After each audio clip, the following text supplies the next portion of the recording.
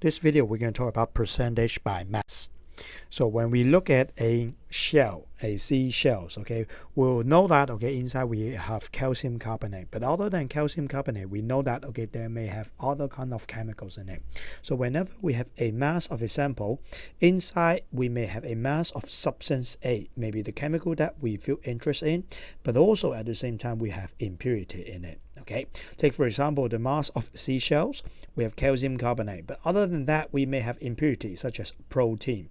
If we let the seashells to react with HCl, we hope that this HCl will only react with the calcium carbonate, because the total volume that we have used, that will be reflecting the concentrations of calcium carbonate. But okay, if there is something happens, the impurity will also react with the HCl. Then the HCl volume that we have used, that will not be only related to the calcium carbonate but also to the impurity. Then at that time, the molarity of the calcium carbonate found will be different. That's why okay, in the process, okay, we always have an assumptions.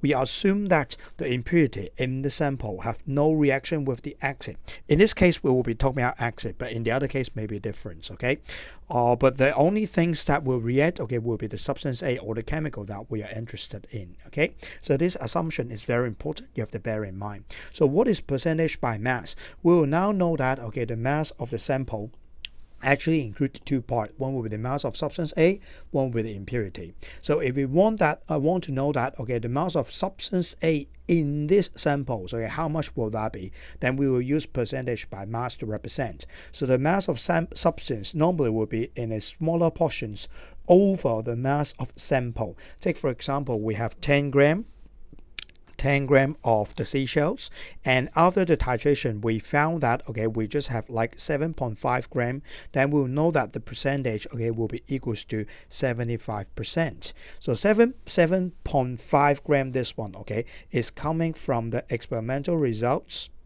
That means the calculations, okay? But 10 gram, normally it is coming from the questions, okay? It will be given to you, okay? Or the very first things when you get the mass of when you get the sample, you're going to measure the mass of it using the electronic balance, okay?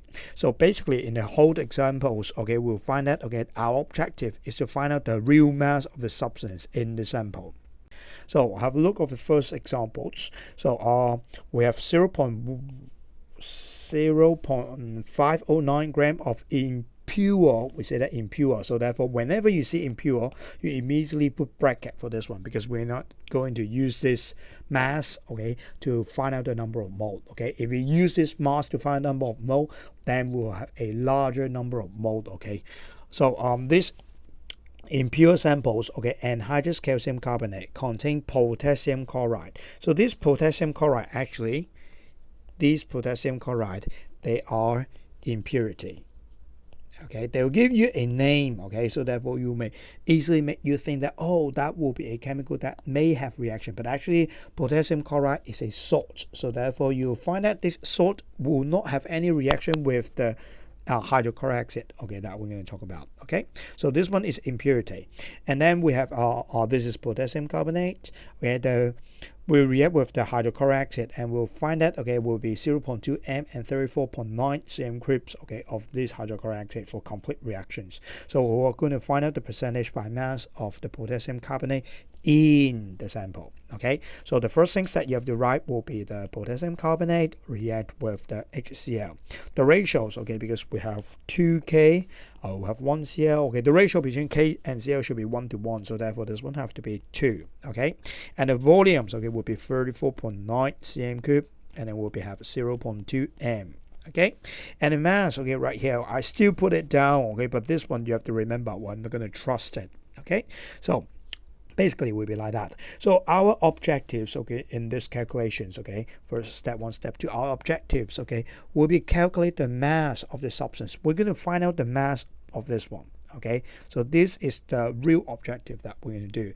We never use the mass given. Okay, that means this one okay, we're not going to use this one to calculate the number of mole of potassium carbonate, because it is not only containing the mass of potassium carbonate but also the potassium chloride. Okay, so I'm not going to use this one. Okay, not going to use this one. Okay.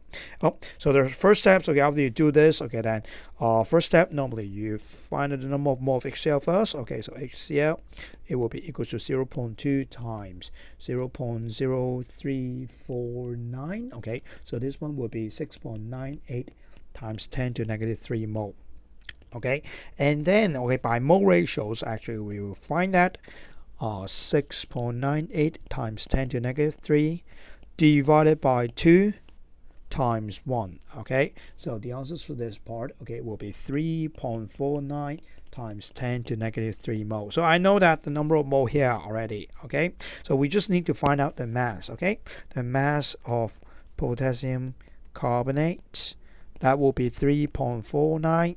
This is number of mole, and then you need to times molar mass will do. Okay, molar mass will be 39.1 times 2.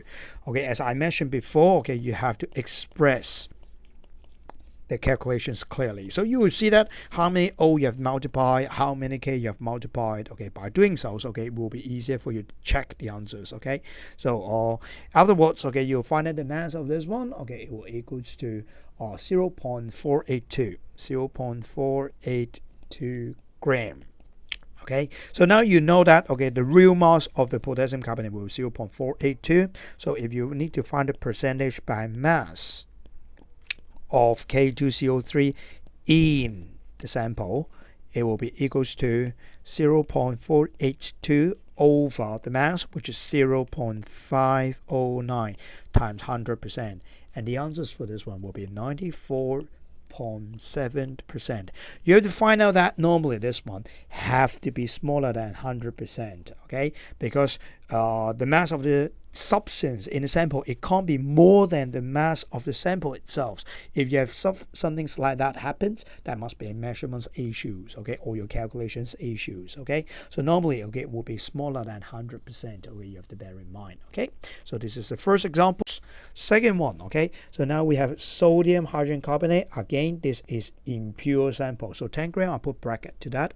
So sodium chloride, this time it also a impurity. Okay, so don't remember, don't use this one. Okay, so we're going to dissolve it in 250 cm cube and 25, taking out 25 of it. Okay, and then to titrate against the sulfuric acid. Okay, bear in mind, okay, you can pause the video and try it out on your own first. Okay, so first step, okay, sodium hydrogen carbonate, and then you react with the sulfuric acid.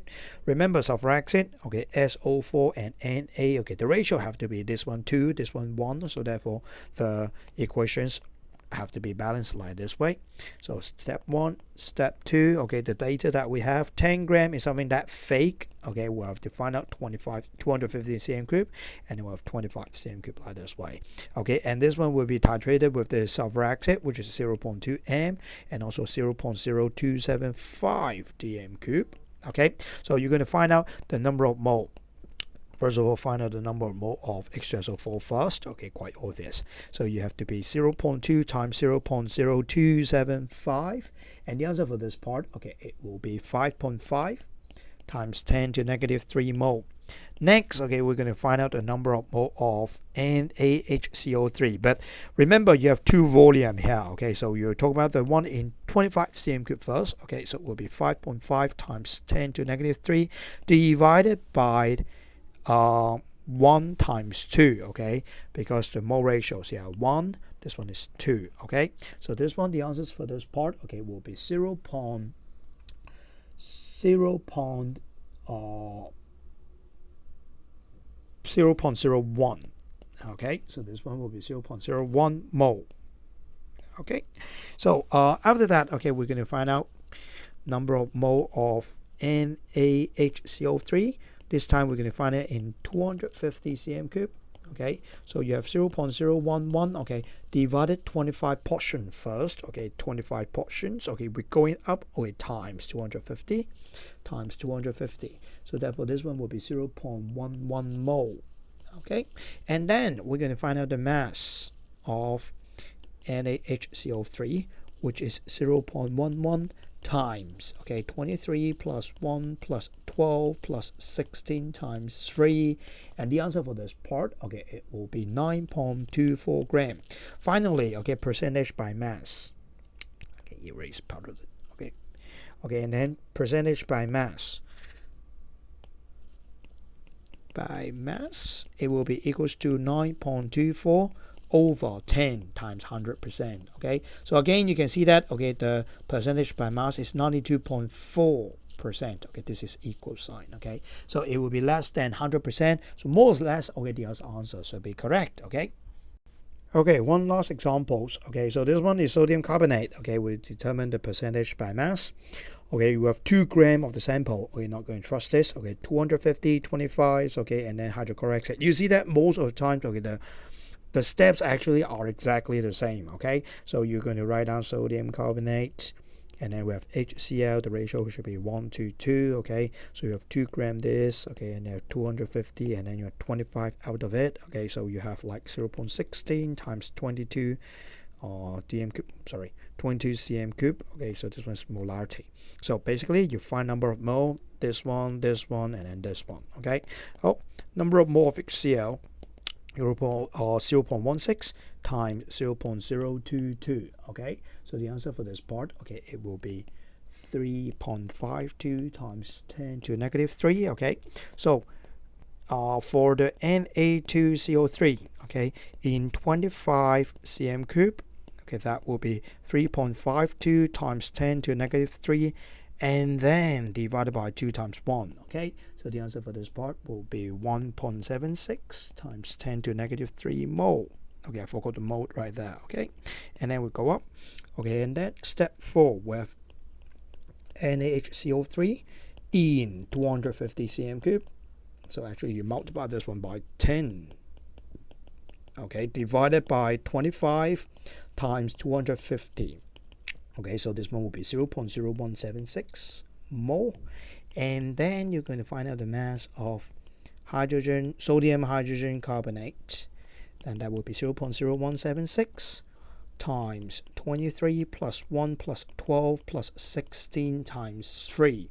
And the answer for this will be 1.87 gram. So lastly, okay, your percentage by mass, that will be 1.87 over 2 times 100%.